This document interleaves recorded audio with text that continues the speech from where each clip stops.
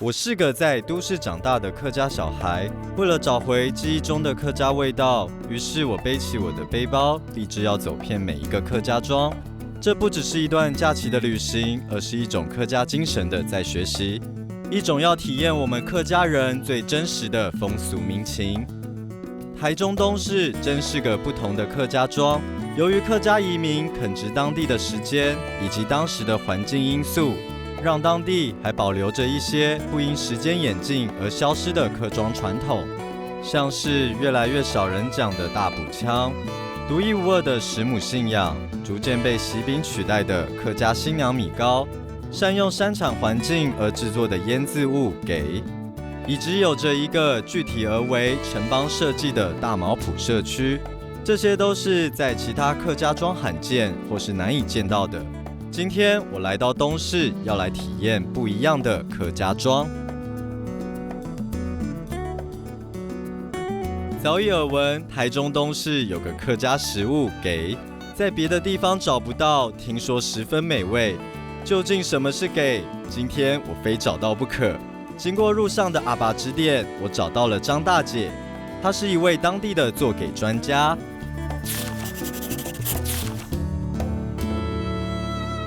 太姐，我想问一下，这个给啊，是不是就是我知道的那个喊糖，还是泡出来？不一样哎，泡出来是这种的。哦，所以做的也，可是不是也是一样把它用罐子用罐子，可是它不一样。哦，不一样。不一样。哦，通常这个是什么时候会吃啊？这个大部分夏天比较常吃啦。哦，夏天哦。夏天因为它吃起来比较爽口啊。夏天不是很热吗？他就回来了，工作回来就弄一弄就可以吃了。哦，直接就是不用烘调，比较快速。不用是什么时候开始学做这个啊？哦，这个小的时候。哦，是跟着妈妈一起做。对，跟妈妈一起做。所以是不是也是像那个我现在这样子在旁边？对看着。对啊，就切这个啊，就帮妈妈一起切啊。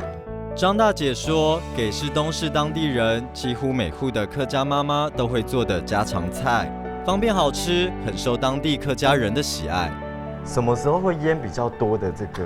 这不一定呢，你想要的话你就会腌，因为腌这个一次，你不可能说马上腌好马上吃啊，一定要等它发酵，最起码也要2个月以后。2个月以后，你才可以吃啊。通常是什么时候会做比较大量的给啊？像现在时间做刚刚好，你做到过年的时候就可以吃，就送礼。亲戚朋友比较喜欢吃的，就拿了1、2瓶这样子去送。其实给的做法很简单，瘦肉切成细条状，再与适量的红曲、豆豉以及米酒充分混合后，然后放置2个月，就会发酵成东市客家人的家常小菜。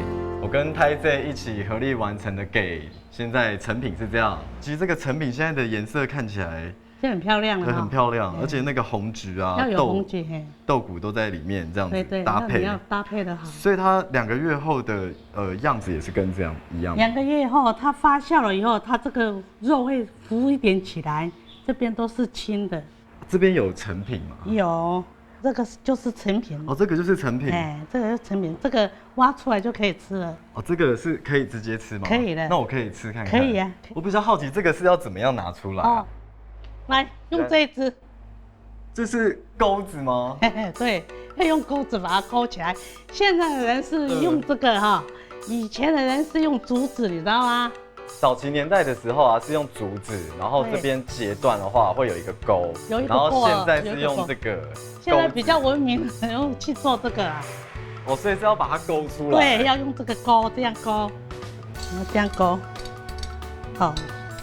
所以这个是直接吃吗？还是要配饭吗？还是？你要配饭也可以啊，这个本来就是要配饭的啊。我蛮期待这个食物的味道，因为其实最特别的地方是，其实它原本是生的，然后腌制完，其实。这样吃起来也算是生的吧，也算是生的。好，我先闻一下它的味道。有香那个酒香味其实很香很浓。那个酒香味，你试看看。好，试看看。怎么样？味道有一点点苦苦的，然后有一点点像中药味，但是其实是好吃的，只是咬到后面有点香，就有点像那个猪肝的味道，可是比较涩一点点。比较涩吗？比较涩一点点。所以不是这样吃吗？我们吃是有配那个姜丝，还有要醋。哦，要加醋，加白醋下去，还有那个九层塔，那个味道又不一样了。原来给发酵完成之后不能单独吃，难怪张大姐看我皱着眉头，笑得如此开心。你试看看那个味道又不一样了。好，有没有比较香？味道跟刚才都不一样了哈。不一样，因为它吃起来有点酸酸辣辣的，可是它那个酸酸辣辣的是刚刚好。而且其实我一直以为这个给啊，它肉腌起来会有一点腥味，因为毕竟它是生的。可是其实我吃起来它的肉是非常的香，非常的甜，而且它吃起来的那个水分很够。对，而且最后有加上那个九层塔啊，它的那个味道啊的层次是非常多的。配饭配酒都蛮好喝，蛮好吃的。对，真的，它这个很下饭。一到东市就饱尝一顿当地的特色餐点给。在饱餐之余，到镇上走走吧。听说东市的大毛埔社区曾经有护城河，这是在客家庄中从没听过的。这么有趣的地方，怎么能不去看看呢？现在我们还是看得到现在跟以前的这个聚落吗？哦，是可以看到，因为921哈造成我们这个浩劫，就所谓浩劫就是过去的老房子啦，头家厝就是内江部哈都全部倒掉了，甚至三合院都全部都砍掉。虽然这个老房子没有了，可是我们聚落的纹理还蛮清楚。当时的需求就是说，我们盖的是属于说那个防御型的聚落。所以防御型的聚落就是说，除了我们房子的很紧密以外呢，巷道都很挤，还要周遭还挖一个护城河。所以护城河就是除了挖水沟以外，还种了刺竹，是柱子中间才，隔了多久才开一个门出入啊？一个居民出入，平常的晚上都要关起来，所以就是很完整一个防御型聚落。听说当年先民垦殖东市时，大毛埔可是一座让入侵者不敢轻忽的堡垒。所以这个护城河它是一个正方形，刚好围着这个村落嘛。对，就是我们讲护城河是当然名称大，实际上是护个庄而已，这个大毛埔庄而已。它是沿这个我们居住的房子的周遭挖一个大壕沟哈，里面除了水宽度够多的地方以外呢，我们周遭都是种的刺竹。竹子，对，防御外敌，是的，对，防御外的侵入。邱老师说，大毛埔的建筑不仅注重安全，同时也希望移民至此的同乡能够安居乐业，因此也注重街道的风水。大毛埔它本身的方位，聚落的方位是这样，左边的龙边水是从那边来，所谓的龙带财，这个水带财嘛，所以它这会南边会做一个弯曲嘛，所以说等于说。水流到这边也好，这个气势流到这边都会停留一下，就是说我们希望这个财富经过这个聚落，我们也停留起来。接着，老师带我走到一块巨大的石头。老师说，这块巨石是东市大多数孩子的干妈。这是石头公吗？不是，这是我们当地的一个特殊的信仰，叫做沙条哀。沙条哀就是哀，代表是我们客家里面是母亲的意思。这也是以国语来讲，就是石母。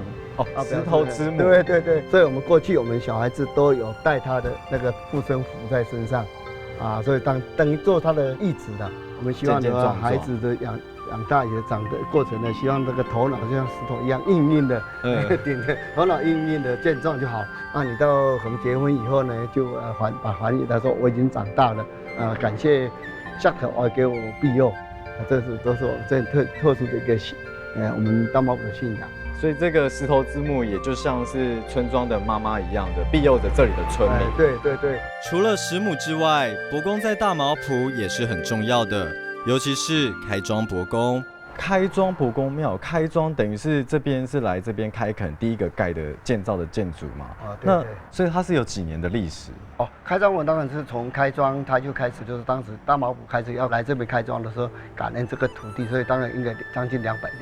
200年。对，已经200年。可是这个感觉好像有一点点新。对，当然刚开始可能就一块石头而已一块石头是一棵树而已。因为随着一直环境经济一直改，然后我们可能把它居民啊，感觉说，可能土地公这一块石头好像很单薄，感觉很很寒酸，可能我们就把立个神像，盖个庙啦，就是一直演变到这些一个规模。当我们的先贤就是张灵寿前辈原来是在新社那边开垦一段时间呢，当我们的乡亲越多了嘛，大甲溪的东岸这边，一大片蛮大的草原，叫茅草的一大片，这个值得可以去开垦了。可能那时候交通工具当然是不方便，才渡过大甲溪过来。听说恰好这个我们台行里的绳子麻绳都断了，意思说叫我们这边要歇脚了啦。歇脚以后呢，度过一个平安的晚上，就是说，当我们就往大毛埔的地方去走。可是我们就感恩这个地方，所以我们就把它盖成一个，我就说感谢土地。所以我们这客家人尤其对土地公感谢叫做八公庙，就是考庄八公这里所以叫做考庄八公，就尊敬大地。对。邱老师带我到不远处一个看似伯公庙的地方。所以这个就是刚刚提到的酱寮对，这个就是我们大毛埔聚落里面的一个4酱寮之一这个很传统的结构是这样。实际上我们一般外地人来看的，好像有个土地公庙，这一套一看，没有，不是，它里面是一个令旗，是代表着我们信仰里面的一个银匠而已。这很特殊的一个民间信仰。来到这里啊，其实最不一样的地方是从刚刚的石头之母、护城河、赤足，还有闸门，然后还有那个巷子，有些是直的，有些是弯的，这些都算是实质上的防御。那当然还有这个东南西北的这个精神上的防卫的酱寮。其实我觉得最主要是他们其实早期在这边生活是非常的紧密结合的，心连心，有一种零距离的这种敦亲睦邻，我觉得算是蛮特有的一个客家聚落。我2个助手副助手3个在打，那个打的铁锤的声音还蛮好听的，有那个节奏。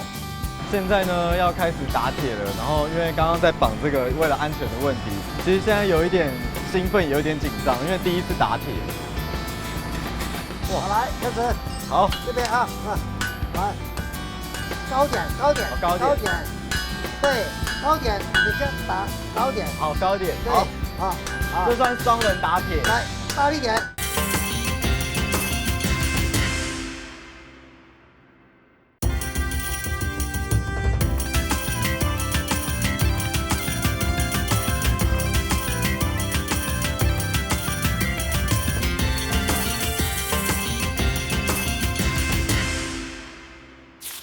东市在开垦初期，客家先民到这里大多参与林业开发，因此也造就了东市当时打铁业的蓬勃发展。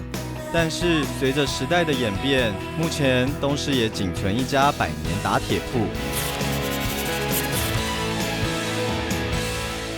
大概做多久了？我自己做50多年了。50多年？对，我16岁就做到现在。他是以前是传承我祖父那时候传承下来的。是从祖父那时候传承。我父亲，我第3代。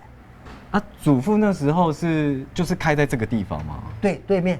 对面。对，以前是那个头盖的那个泥砖房子嘛，地震以后有损坏。为什么那时候祖父会来到这里开这个？那时候因为农业老油嘛，日据时代那很需要那长老油，日本人这也需要啊。他说需要这些工具，就是这边有林班嘛，长老业的林班，在这边。那时候就是可能他们来开垦的时候需要一些工具。那个农民脑丁啊，那时候不是农民，是脑丁。那时候来这边的客家人啊，都是做什么产业比较多啊？那时候一般是那时候果园很少了，大部分是造林业比较多。那打铁业呢？打铁业是蛮多的哦，也蛮多的。你们最早期有10多间，这边10多间，接上去10多间。这个乡下的话零零落落还有好几间，东势地区差不多20多间有。我们是最早的。是最早的。那时候是第一间，我知道的了解是第一间了。第一间，那时候的打铁跟现在有差别吗？那时候打铁比较兴旺，因为全部用手工嘛全部手工。风箱不是现在用电用风箱拉的，用手工打的。所以应该是会更多的步骤，要用更多的力气去做。那要人力也很多。我一个2个助手副助手3个在打，那个打了铁锤的声音还蛮好听的，叮叮叮叮叮叮。哦，有那个节奏。哦，有它的步骤是很顺就对了，你只要不小心会敲到头啊。那现在老师接手的打铁业啊，跟以前有差别吗？有，工作形式不一样啊。现在是比较多的是什么？因为锄头比较多，锄头啦、镰刀啦。我刚刚发现手工做啊，就是做的会比较粗糙。对，我们比较粗糙哦，不要粗糙就是才好。因为有打过铁锤的有铁锤的那个印记表示说这是手工打的，没有那么平啊。对。你就是有一点点的那个凹凹凸凸的那个，因为大小力量是不一样的。其实那是手工打的比较好，内行的一看就知道。听着林师傅对自己手艺的自豪，忍不住也想试试打铁。哇，现在老师在帮我绑这个，就是安全的问题，其实有一点点的紧张，因为第一次打铁。好，这样好了。好，来了，好，现在开始工作了啊。好，老师，我想问一下，这个要怎么打？你这个手是马步啊。马步。马步，对，你有当过兵了哈？有当过兵。对，马步。好，这个拿好，站稳，看着我铁锤。我这个铁锤打哪里我打哪里，知道吗？打一样的地方嘛。对哈。好。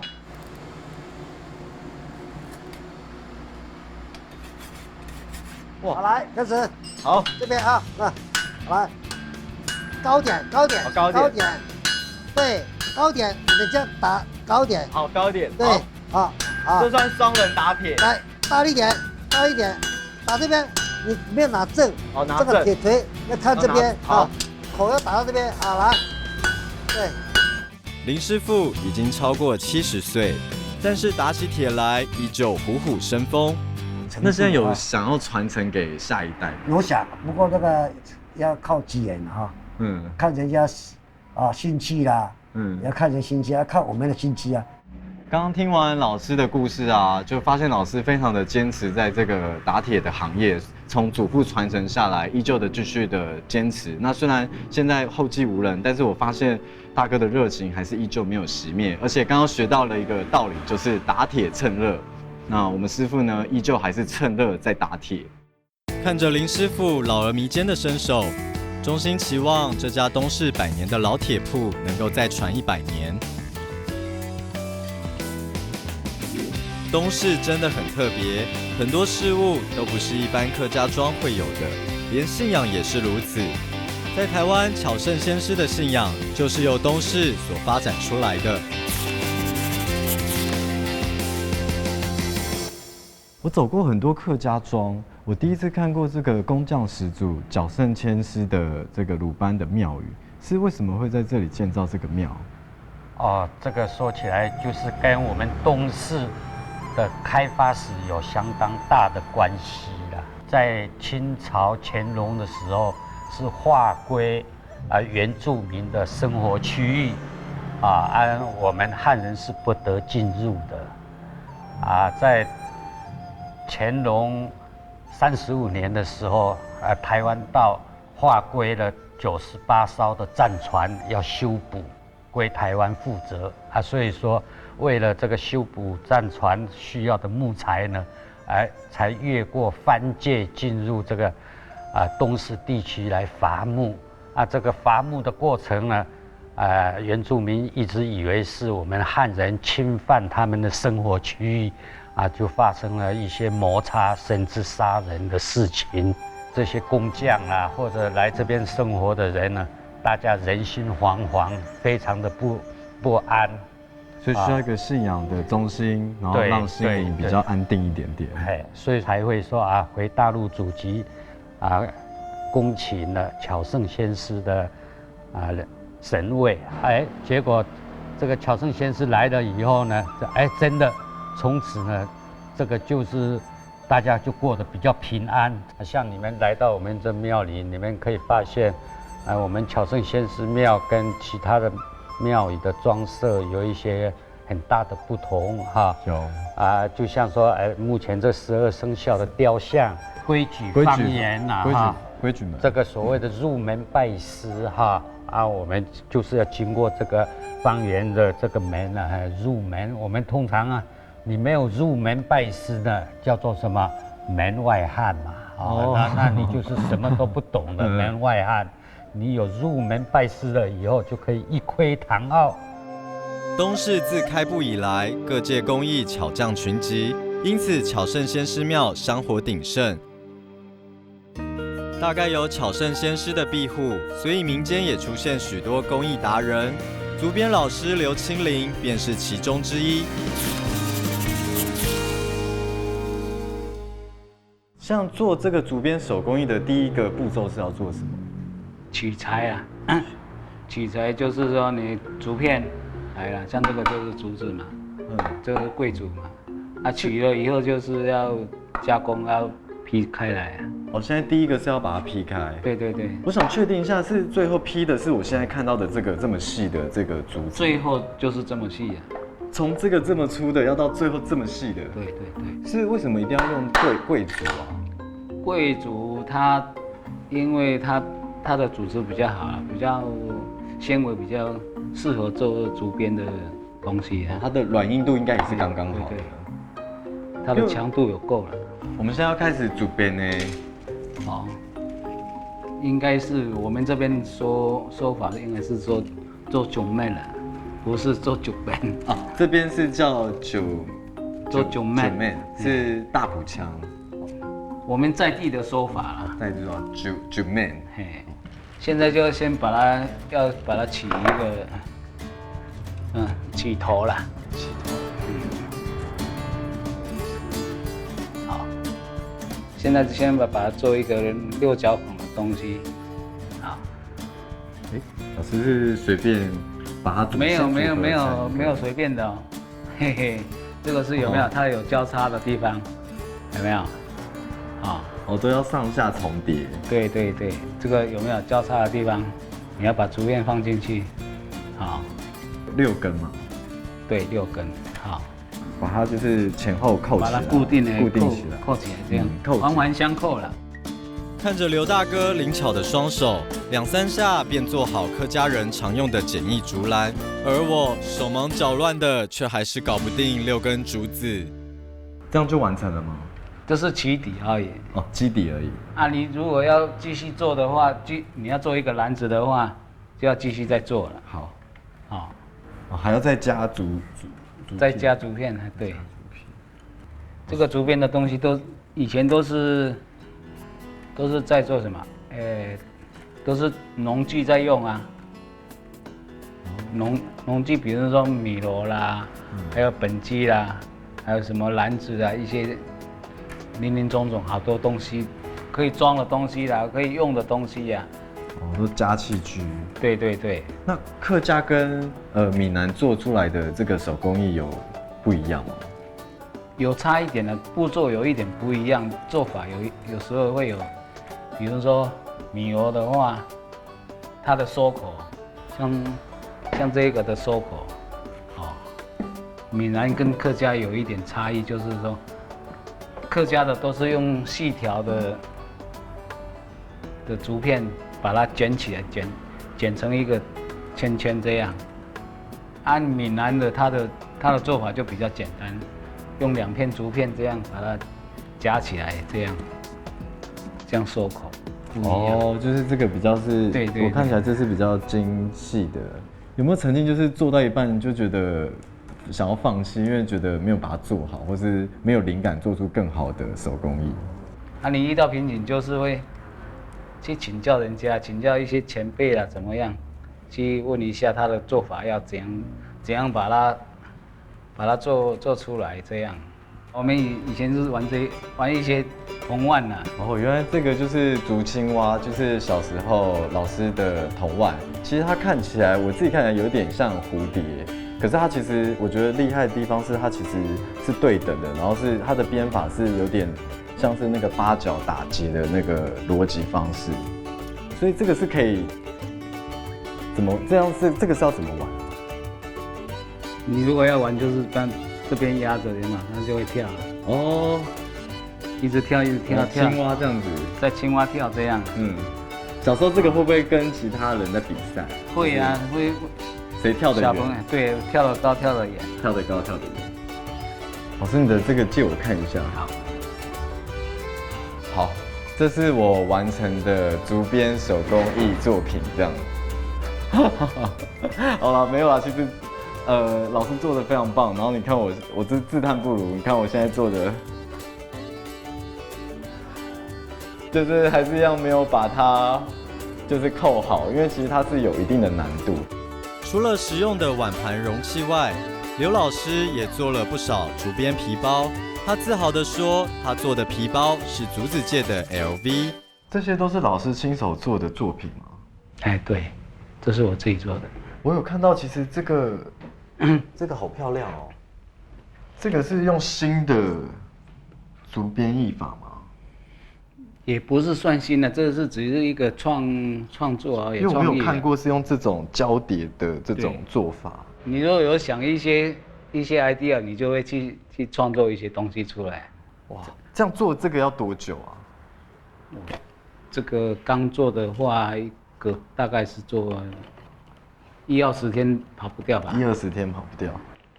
我还有看到这个包包啊，我觉得这个包包非常的特别。其实这个现在背起来也很好看哎，现在这样子手提拿着也很好看。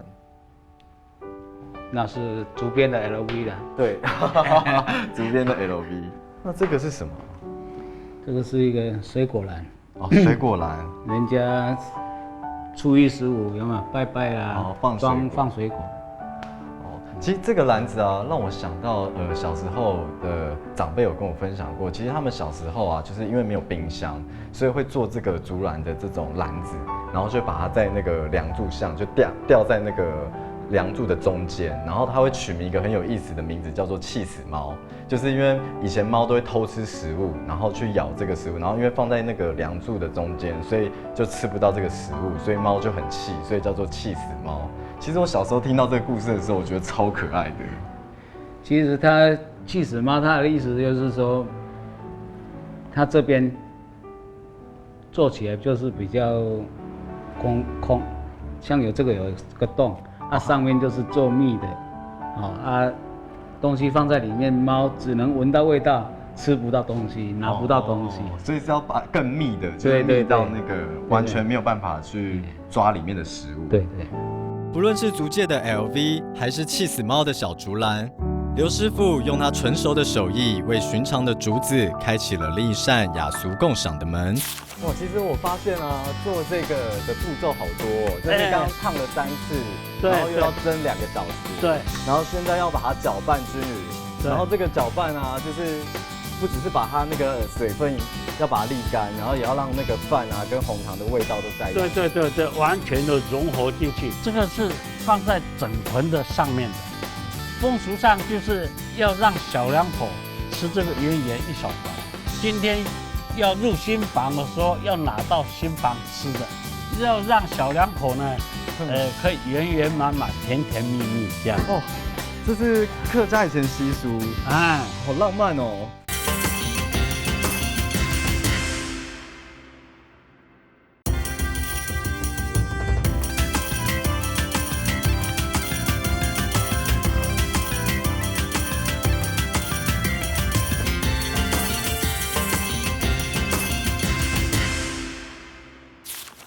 同样在东势大茅埔，还保留着一项客家人婚嫁时的传统，那就是新娘米糕。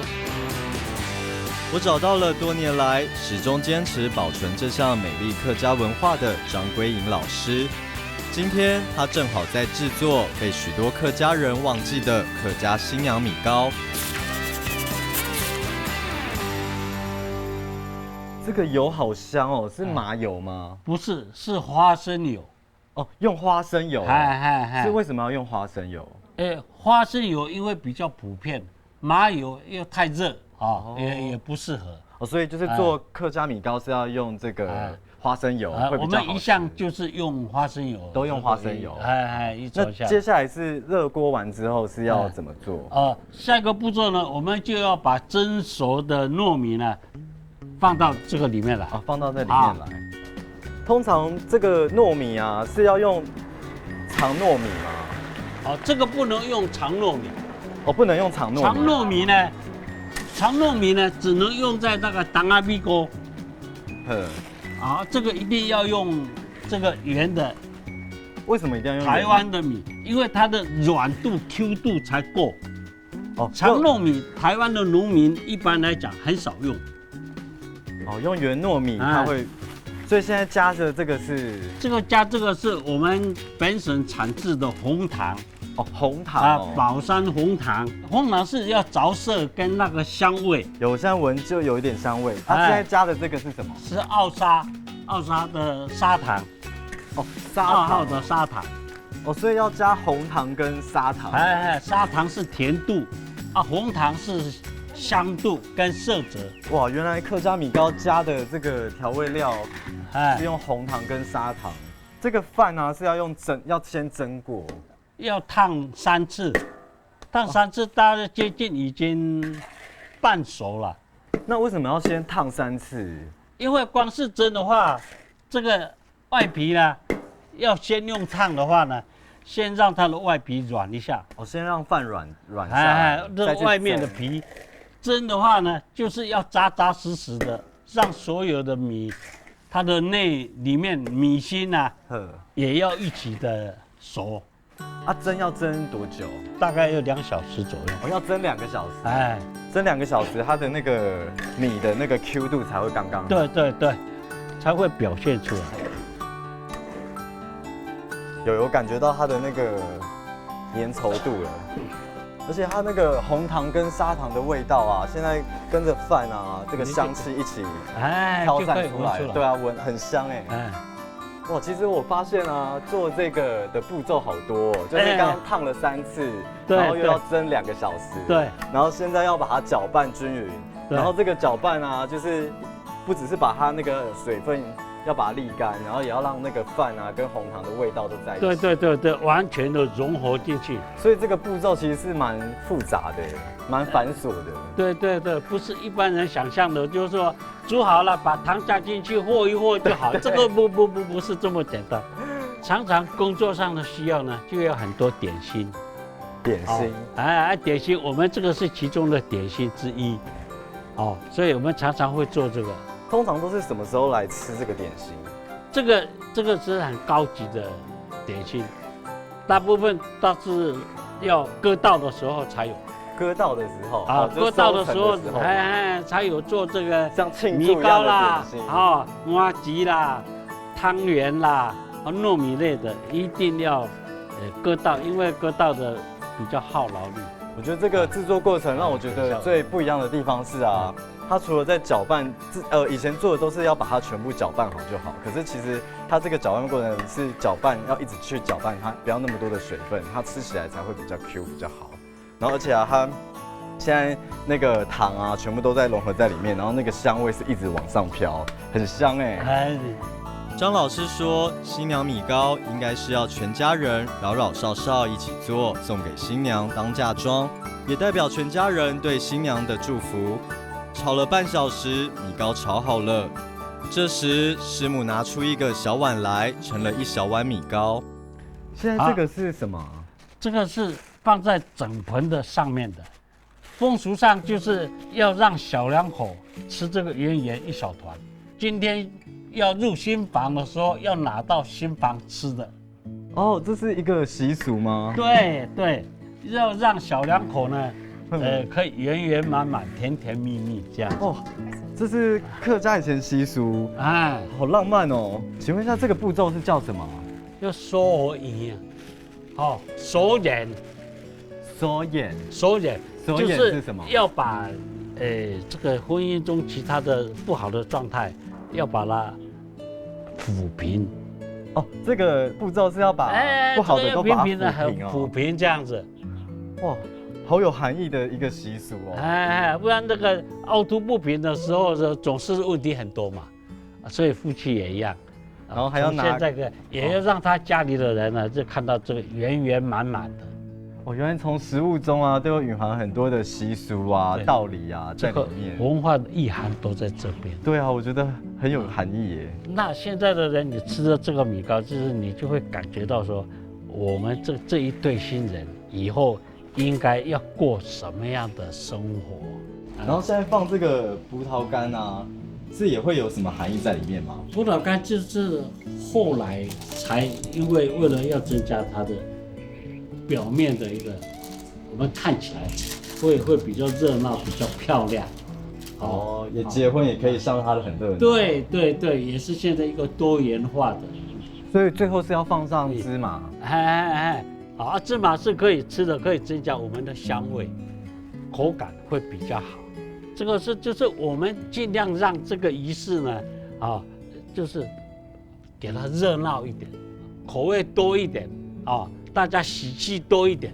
所以这个是通常是要父母亲是做给新娘的父母亲对这个新娘的期望，而且把这个期望呢一直延伸到夫家那边去，让这个女孩呢到夫家之后呢，可以得到她家人，可以得到她的亲戚朋友共同的认同，让她共同在那边可以过一辈子圆圆满满的生活。等一下是放那个圆圆的上面的小的呢，这个大家族里面你们在上面，你们是开始等一下这边呢要放一个喜字，放在上面整个放起来就看起来就喜气洋洋，上面再插一朵花，它是要放在大家看得到的地方一起感受到感受到大家的祝福，新娘那边带来的祝福，新娘的父母家人带来的祝福。等一下，我们大家切了，共同来分享。现在呢，要把这个喜字贴在我们的米糕上面，做最后的祝福。对，所以就是往中间贴就好了。往中间贴就好了。所以放完就完成了吗？还有最后一道手续，就是要把小两口的那一小块圆圆的呢，要一起放在上面。对，刚刚今天他是主角，所以他就要放在一个最显眼的地方。是直接压在上面。对。这个就是小两口。你不给炒。这个是放在中间，就是让这个喜气呢，更添加今天的喜气。让它蔓延，让它蔓延开来，蔓延开来。所以以前是只有结婚的时候才会做这个米糕。对，一定要嫁女儿的时候。为什么一定要嫁女儿的时候才要做？因为他的女儿的父母呢，总是希望你要嫁到夫家之后呢，可以有一个圆满，让大家吃到这个甜甜的米糕，会帮新娘讲好话，让新娘呢以后在夫家呢可以甜甜蜜蜜的两小口的生活，家庭呢可以像这个米糕一样圆圆的，圆圆满满。好幸福哦！所以其实吃进去之后，就是要扛起这个甜蜜的责任，还有父母的爱。对，想要问一下，这个米糕的客语怎么念？新娘米糕。新娘米糕。对，新娘米糕。对，真的讲对了。好，这个新娘米糕就是吃起来有这么多的含义。对。三个六。苍南来了，风来了，外。我记得，唱就很棒了啊。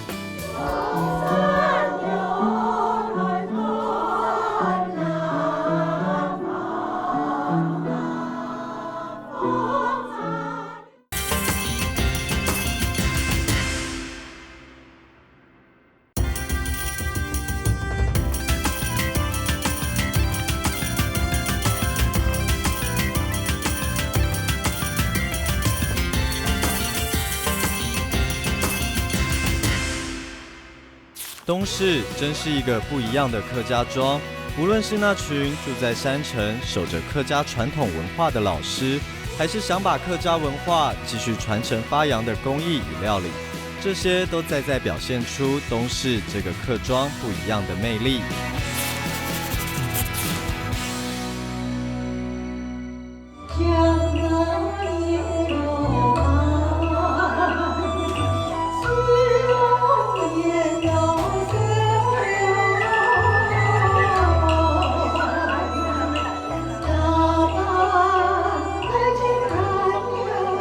市还有一样客家习俗，是跟台湾大多数的客庄不同，那就是用大补腔来唱山歌。我想问一下，这个是表演客家山歌，所以这个东市表演的这个是不一样的地方是在哪里？因为我们东市的大补腔是比较少数，我们是住在东市，所以我们要推广我们东市的母语，所以我们用那个客家的山歌。其实音字都是一样，只是腔不一样，韵味有时候有的不一样。我们会唱我们这边的腔调。所以是有一些腔调的地方不一样。对。那所以是算是老山歌的一种吗？还是？这个不一定哦，就是老山歌平板山歌子，就是用我们东市腔来唱。山歌有时候是有点即兴的这个也是即兴还是有练习过的？有练习也有了，随性也可以了。像以前的人就是随性啊。对啊，我知道。对面山、前面山两个都可以唱啊。对啊，因为随口就可以出啊。现在的人像我们这个年代的人，大部分都是照那个词来唱。照词来唱。对。那像这个算是东市特有的一个客家山歌吗？对。这里才有的。腔调不一样。腔调不一样。那可以帮我示范一下吗？那我唱山歌子好了。好，我不是很老，不要唱老山歌。好，那我学山歌子。好。山歌了来唱来了，老练了练唱跳了来山歌来结了缘这个就是山歌子。山歌子好好听哦，因为刚刚有没有听到那个，就是最好听的是那个尾音啊，它会有一个就是客家山歌特有的一个尾音，然后那个旋律是非常优美的。所以那可不可以教我唱几句？一句就好了，一句就好了。山歌了，山歌了，唱来了。从来了歪，我记不好，这样就很棒了啊！不会我想学那个尾音。尾音了，老用了用用啦，对，是吗？对，就是我很喜欢那个尾音那个啦。所以其实客家山歌它有特别的架构和调，还有它的风味。以前呢，不管在快乐的时候或难过的时候呢，会唱山歌，或者是在结婚喜庆的时候会唱山歌，还有在喝酒的时候会唱山歌。其实山歌啊，它陪着客家人的一些传统文化，而且也联系了的那个革命的情感。所以我很想问说，就是刚刚有提到啊，就是有4个调嘛。对。那这4个调啊是。理事长是可以唱一下不一样的尾音吗？尾音哈，尾音你是老山歌的话，就是要用肚子，好像在滚滚球这样，滚雪球，对，滚雪球，像要拉，用喉咙拉的，然后那个小调，它尾音一定要拉高，对，那个后面的字一定要拉高。平板的话就是比较前4个字，后面3个字这样。是一个4季8节的呢，有8个节，前面有4个字，后面有4个字。是可以示范怎么唱吗？好想知道。像是满山流来同那树啊，开拍流来发那，这个就拉高音了。拉，这就是拉高了。对。那刚刚说老山歌的是，安叫不是拿来唱山歌啦。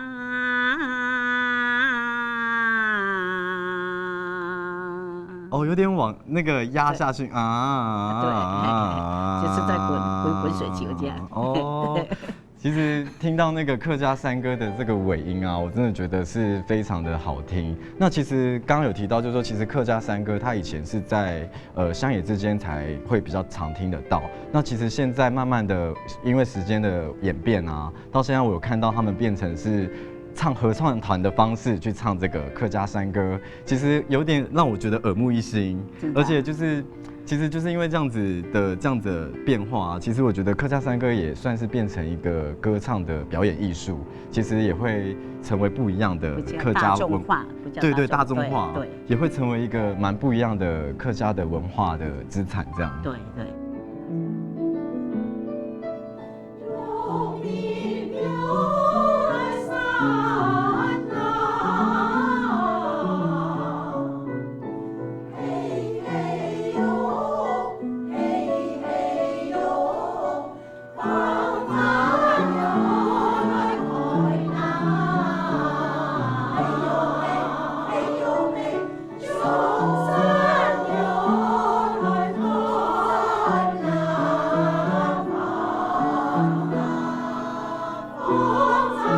听着老师用婉转的歌声唱着客家山歌典雅的歌词，沉醉其中，真有山中岁月无甲子的感觉。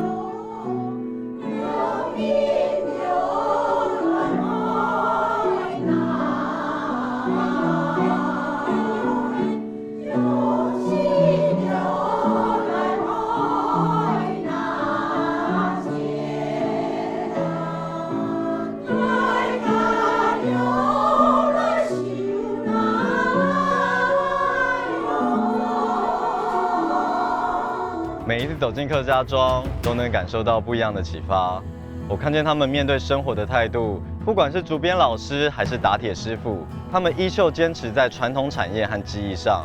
还有我吃到了非常遵循古法的客家米糕，非常有的故事性，让我看见东市这个不同以往的客家庄。